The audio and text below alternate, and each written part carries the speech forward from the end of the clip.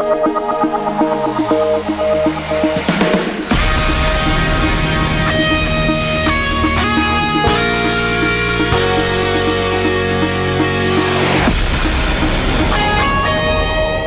लगता है कि चीटिंग करने वालों को हम लोग बहुत इज्जत देते हैं। विजय माल्या को देखिए, और तो हो सकता है थोड़ी इज्जत बढ़ जाए मेरी। और एक और चीज़ जो कि हम लोग बहुत टाइम से इंतज़ार कर रहे थे, जिस चीज़ का, वो इस देश में आ गया है। रामराज, आपको मुबारक हो, रामराज यहाँ आ चुका है। इतना तगड़ा आया कि कन्हैया पिट गए भीम के हाथों। सोचिए इतना बढ़िया, मतलब क्या हो सकता है कि पूरा माइथोलॉजी हमारे सामने खेला जा रहा है यहाँ पे। कितनी बढ़िया बात है। और दिल्ली वालों के लिए एक और खास बात ये है कि आपके जो मुख्यमंत्री हैं वो तो बहुत ही बढ़िया हैं। वो हर चीज़ में ऑड इवन है। वो सिर्फ ट्रैफिक में नहीं ऑड इवन है, उनका पर्सनैलिटी ही ऑड इवन है उनकी। ऑड डेज पे वो डिसेंट को सपोर्ट करते हैं, जाके हर जगह डिसेंट को सपोर्ट करते हैं। इवन डे पे अपनी ही पार्टी में डिसेंट होता है, उसको बाहर निकाल देते हैं।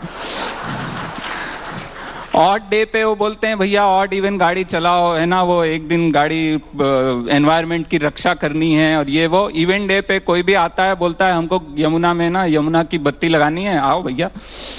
तो इवन डे पे उनका वो चलता है। मैं क्यों कॉमेडी करता हूँ, वाई आई एम बार बार मुझ पे इल्ज़ाम लगता है कि तुम इतने सिनिकल क्यों हो यार, इतना कुछ अच्छा हो रहा है देश में, तुमको साला खराबियां ही क्यों दिखती हैं और ये वो। मैं बताता हूं कि मैं सिनिकल क्यों हूं। मैं सिनिकल इसलिए हूं, सीधा सा कारण है उसका, मैं उत्तर प्रदेश से हूं। जो यूपी से होगा वो समझेगा। यूपी वाले सिनिकल नहीं होंगे तो क्या होंगे? कोई यहाँ है यूपी वाला, कोई है? अच्छा, एक मैं टिप दे देता हूं, आगे से हाथ नहीं खड़े करने होते हैं। कोई पूछे कि यूपी वाले, हाथ नहीं खड़ा करना, पीछे कर लो हाथ। बताने वाली बात नहीं है, सिर्फ आप, मैंने ये नहीं पूछा ग्रेविटेशनल वेव्स किस किस को समझ आ गई, ठीक है। आप सिर्फ बिहार में जाके कहिए कि यूपी से हैं तो वहां उसको लगेगा हाँ फ्यूचर से आया है कोई, ठीक है। बाकी जगह आप अपना छुपा के रखिए। और बॉम्बे में तो मैं बिल्कुल नहीं बोल, मैं पंजाबी आइडेंटिटी ले लेता हूँ वहाँ पे कि मैं पंजाबी हूँ, जो कि झूठ है, आधा सच है।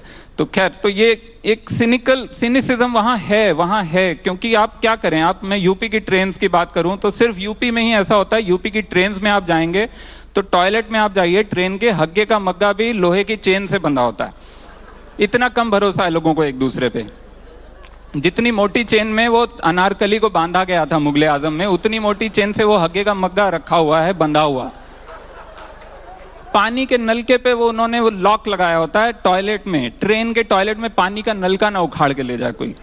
उसमें भी हम आते थे जाते थे, वापसी में पता चलता था वो डब्बा भी गायब है, वो नलका भी गायब है। चेन रगड़ के आना पड़ता था हम बच्चों को। तो इस तरह के माहौल के बाद आप क्या करेंगे? आप सिनिकल ही होंगे ना, आप क्या कर सकते हैं। लेकिन बात ये है, यूपी की एक और मैं छोटी सी आपको बात बताता हूँ कि जैसे हम लोग ट्रेन बसों में जाते थे, बस स्टेशन पे आप जहाँ भी रुकेंगे, बीच में एक बंदा चढ़ता था बस में, वो बेचने के लिए, जूसर एक बेचने के लिए चढ़ता था। तो प्लास्टिक का 10 रुपए का या स्टील का 10 रुपए का जूसर होता था, छोटा सा जूसर, हैंड रन जूसर। उसमें वो एक संतरे से वो 5 कप जूस निकाल के दिखा देता था। हम लोग बड़े इंप्रेस हो जाते थे, यार एक संतरे से 5 कप जूस निकाल के दिखा दिया। और हम लोग वो ले आते थे, घर आते थे, कभी उससे 5 कप क्या, आधा कप नहीं निकलता था। 2014 में पूरे हिंदुस्तान ने वो जूसर खरीद लिया है। जो जितने वो 5 कप बोले थे, आपसे आधा कप आपको नहीं मिला है आज तक, आप याद रखिए। और दिल्ली वालों को मुबारक देता हूं, आपने दूसरा भी खरीद लिया उसके बाद।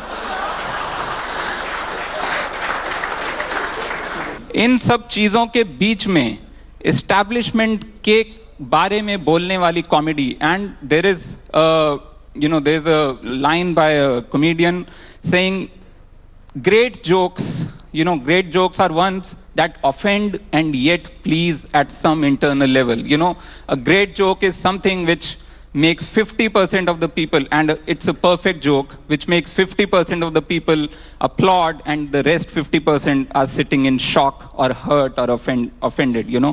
वो balance तभी हो सकता है जब आप establishment के बारे में बात करें। और मेरी पोजीशन ये है कि I am upper caste Hindu male, there has been no बहुत सारे एस्टैब्लिशमेंट मेरे ऊपर हैं ही नहीं actually, in India there are very few establishments. हाँ, पॉलिटिकल एस्टैब्लिशमेंट हो सकता है, आइडियोलॉजिकल मिडिल क्लास एक मोरालिटी है, वो एक बहुत बड़ा एस्टैब्लिशमेंट है हमारे देश में. Why are we having this session here today? अचानक से क्या हुआ है? 2016 में हम कॉमेडी एज डिसेंट की बात क्यों कर रहे हैं? 2016 में ऐसा क्या हो गया है? क्योंकि मैं 2005 से कॉमेडी लिख रहा हूँ. It's been 11 years. उसके शुरू के 9 साल मेरी कॉमेडी जब थी, उस समय यूपीए की सरकार थी इस देश में. उस समय किसी ने मुझे आके कभी नहीं बोला कि यार बहुत बहुत ब्रेव हो तुम, ये जोक्स कर रहे हो. जो पिछले 2 साल में मैं हर हफ्ते सुनता हूँ, हर हफ्ते मुझे बहुत लोग आके बोलते हैं बहुत यार तुम बहुत दम है तुम में यार, या बहुत क्यों, मतलब इतना पंगा क्यों ले रहे हो. मैं कहता हूँ मैं तो पंगा, यार अगर ये पंगा ही है तो मैं 11 साल से ले रहा था. उसमें से 9 साल मुझे कभी ऐसी फीलिंग नहीं आई. So it's most of it is anecdotal evidence. Okay, as per सरकार की तरफ से कोई प्रेशर, पुलिस की तरफ से कोई प्रेशर, सिस्टम की तरफ से कोई प्रेशर मुझे नहीं लगता अभी तक हमारे देश में किसी भी कॉमेडियन को आया है. So that is a good thing. और कल अमित शाह साहब यहाँ बैठे हुए थे, उनका सेशन था एंड ही एक्चुअली रिस्पॉन्डेड कि कभी भी ऐसा नहीं होगा कि नरेंद्र मोदी पर जोक हो या अमित शाह पर या किसी भी पॉलिटिकल लीडर पर जोक हो और उसको वो दबाने की कोशिश करें, which is a very welcome thing. वो सुन के मुझे लगा कि हाँ मैं सही सोचता हूँ, because I am very hopeful about the scene of comedy in India. I am very hopeful about this thing कि यहाँ पे लोग जोक सुन सकते हैं. Comedy is liberating, dissent is liberating for not just for the person who is saying it, for the person who is listening to it, because there is some communication which is happening. The communication happens verbally through the form of an art, through the form of a culture dialogue. ठीक है, तो वो ऐसा नहीं ना उठा के मैंने पत्थर या जो भी पुतले जलाए, वो सब नहीं हो रहा है ना, यहाँ बात हो रही है. तो जैसे कि अगर मैं पुराने टाइम की, यूपीए के टाइम की कॉमेडी का मैं आपको 2-3 एग्जाम्पल देता हूँ ताकि आपको ये पता चले कि क्या हो रहा था उस समय. मैंने ज़िंदगी में जो सबसे पहला जोक लिखा था वो उस समय 2005 में मनमोहन सिंह उसी समय न्यूयॉर्क गए थे और वहाँ की टैक्सी यूनियन से मिलने वाले थे. और वहाँ की taxi union Indian taxi union थी, उनसे मिलने वाले थे और वो कुछ डिमांड्स लेके उनके पास आई थी. और मेरा पहला जोक शायद यही था कि मनमोहन सिंह ने उनको कहा कि भाई मैं तुम्हारी क्या मदद कर सकता हूँ, मैं तो खुद इंडिया में किसी और की गाड़ी चला रहा हूँ.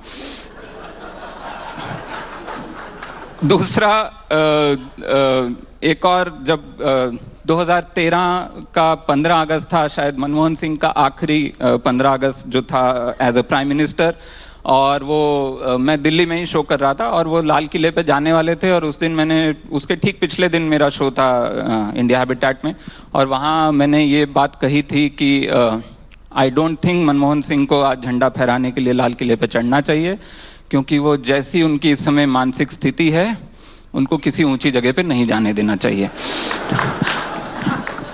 तीसरा, राहुल गांधी के बारे में जब बहुत सारे ये जो चमचागिरी जो कांग्रेस में चलती रहती है, उस चमचागिरी के दौरान कहीं पे ये बात निकली थी, कुछ बहुत सारे लोगों ने डिफेंड किया, ये कहा था कि वो अगले प्रधानमंत्री बनने वाले हैं. जब 2012-13 में पीएम के उसकी अनाउंसमेंट हो रही थी और ये कहा था बहुत सारे लोगों ने कि ये राहुल गांधी तो गॉड्स गिफ्ट और ऐसा सब 2-3 जो कांग्रेस के नेता हैं. मैंने ये तब मुझे ये लगा था कि किसी दिन अगर राहुल गांधी गलती से अपने जहर लगा लेना तो अगले दिन आधी कांग्रेस मरी हुई पाई जाएगी. तो कुछ आपको एग्जाम्पल देता हूं जो पिछले कुछ दिनों में, क्योंकि मुझे लगता है इस समय कॉमेडी हो ही नहीं रही है, मतलब हम लोग नहीं कर रहे हैं, हम लोग कॉमेडी कर ही नहीं सकते हैं, क्योंकि रियल न्यूज़ इतनी खतरनाक हो गई है कि हमारी कॉमेडी उसके सामने फेल है. मतलब हम लोग सोचते हैं कि इसमें हम जोक क्या बनाएं, हम सीधे सीधे फैक्ट जाके बोल के आ जाएं, वो कॉमेडी से बड़ा है. इतनी बुरी हालत हो रही है. आप सोचिए, एक आदमी ने खबर मिली कि बीफ खाया, उसके घर में घुसे, उसको मार दिया गया. अब सोचिए, विदेश में कोई आदमी मरता है तो पुलिस आती है, आदमी को उठा के ले जाती है, उसकी फॉरेंसिक, उसके खून की फॉरेंसिक जांच होती है. यहाँ आदमी मरा, पुलिस आई और उसके फ्रिज में गई और उसके फ्रिज से जो मीट था वो उठा के ले गई, उसका फॉरेंसिक जांच हुआ. इसके सामने मैं क्या जोक बनाऊंगा बताइए. यहाँ आप किसी को कह नहीं सकते कि आप इंटॉलरेंट हैं, क्योंकि उसका जवाब ये होता है कि तूने मुझे इंटॉलरेंट कहा, मैं तेरा मुंह तोड़ दूंगा।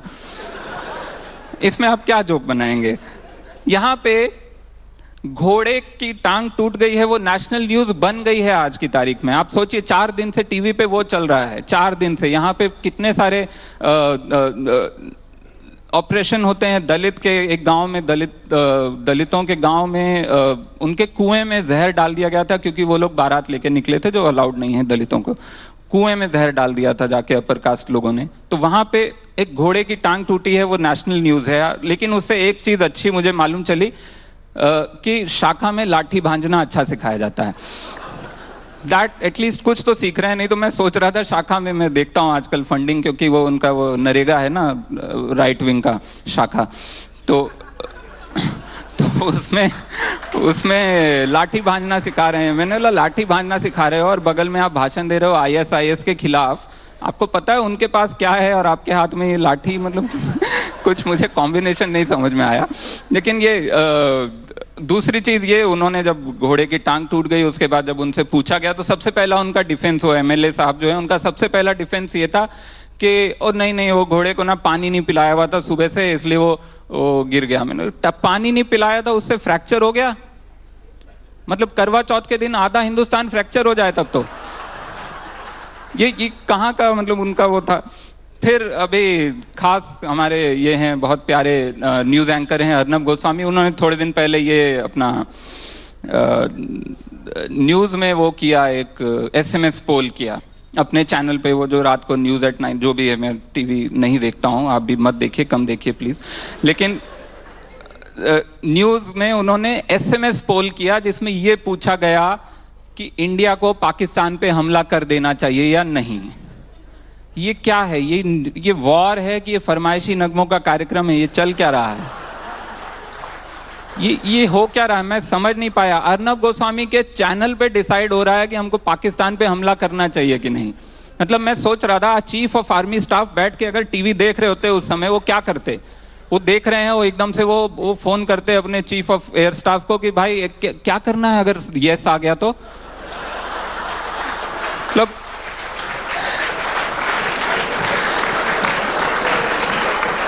ये क्या हो क्या रहा है? मैं सीरियसली, इस सब के सामने आप क्या जोक बनाएंगे, आप बताइए। फिर अभी थोड़े दिन पहले हमारे स्टेट में, महाराष्ट्र में, horn okay please pay ban लग गया है। ट्रकों के पीछे हॉर्न और प्लीज पे अब स्टिकर लगा दिए, बड़े बड़े ब्लू स्टिकर लगा दिए हैं, वो जो भी ब्लू टेप लगा दिए, क्योंकि सरकार का कहना है कि हॉर्न ओके प्लीज पढ़ के लोग हॉर्न बजाते हैं।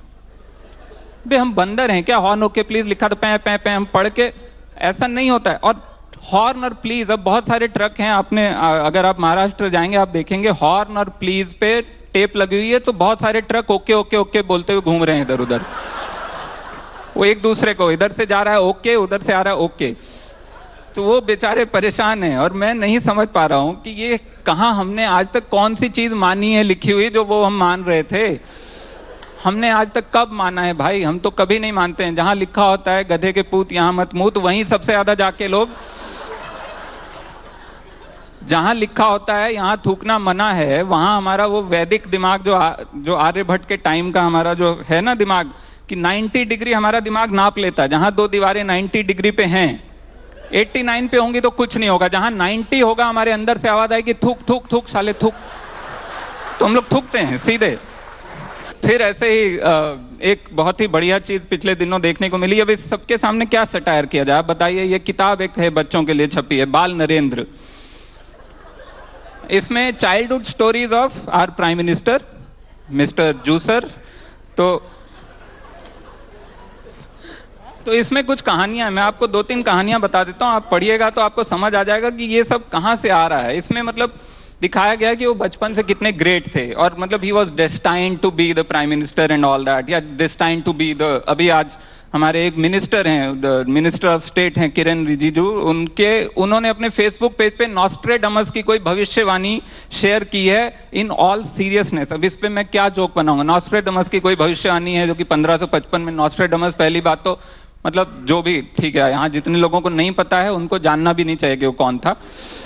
लेकिन आप जिनको पता है आप जाके देखिएगा तो आप समझ जाएंगे कि वो क्या चल रहा है, मतलब वो कुछ अलग स्पेस में है। तो उसी स्पेस में ये एक किताब है। इस किताब में उनके बचपन की गाथाएं हैं, और उस गाथा में ये है कि मतलब एक दो बच्चे हैं उनके जो आसपास फैन हैं, वो ना हमेशा वो अरे नरेंद्र की शर्ट देखो, अरे नरेंद्र के बाल देखो, अरे नरेंद्र के, वो एक बच्चा है इसमें, वो मैं दिखा दूं, वो बच्चा बड़े होके अरुण जेटली बना।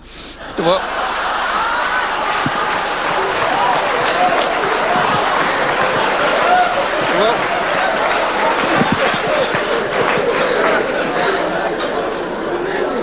टीवी पे लाइव आ रहा है, मुझे ऐसा बताया गया है। बहुत सारे लोगों ने टीवी फोड़ लिए होंगे अब तक अपने। तो ये फिर इसमें कुछ है, ये एक मज़ेदार जो सेंटर पीस है इसकी कहानी का, मैं वो आपको बताता हूँ, और उसके बाद हम बस तेज़ी से कुछ पाँच मिनट में क्वेश्चंस लेंगे।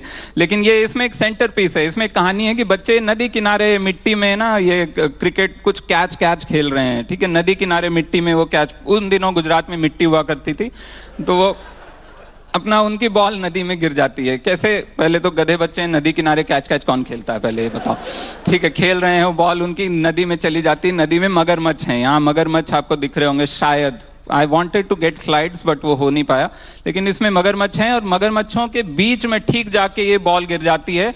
और क्योंकि हीरो हैं ये बाल नरेंद्र, ये जाते हैं और ये बोलते हैं कि हम लेके आएंगे बॉल, और सारे वो जो उनका दोस्त अरुण जेटली है वो बोलता है हाँ भाई जाओ, नरेंद्र बॉल लेके आएगा। और नरेंद्र जाता है बॉल, और मगरमच्छों के ठीक बीच से बॉल लेके आ जाता है।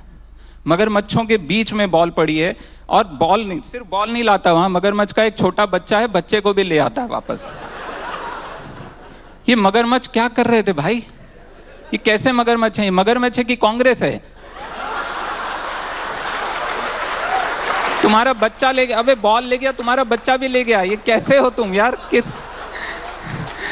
किस तरह के मगरमच्छ हो?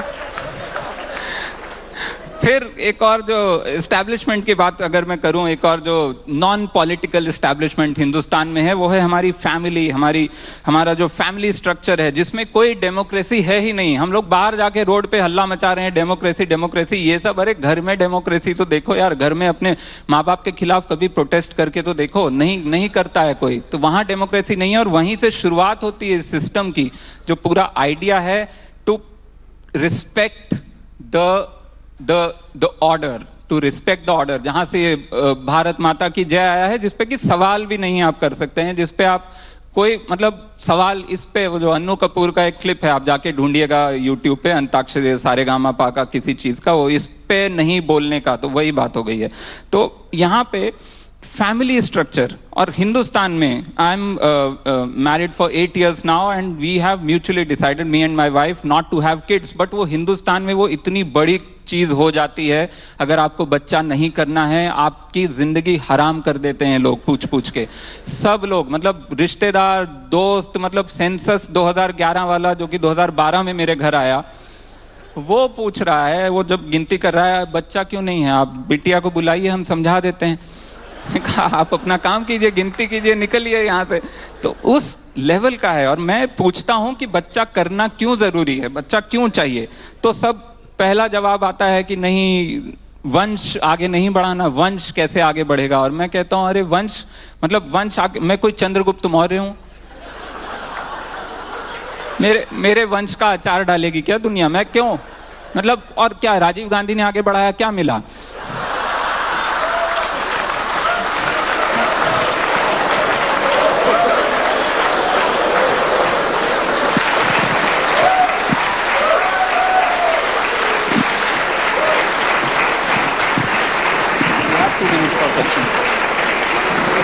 Okay, we have just 2 minutes for questions. I have a couple of questions of my own, but I quickly want to see if anybody wants to ask Varun a question first. Anyone at all? Okay, I'm just going to come to you, but first let me ask you. You've been on a collision course with censors. Yeah. I see that you're attacked all the time online about the jokes you make. Yeah. Which is the joke that you've gotten, or the thing that you've said, either on Twitter or during a stand-up, that you've gotten into the most trouble for? In stand-up, I think it was around the time our Prime Minister was wearing that amazing suit in front of Obama Sahab.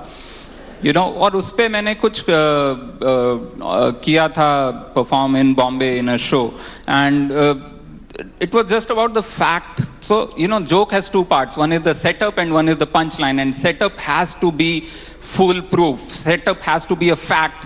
Punchline is obviously an exaggeration and whatever, imagination.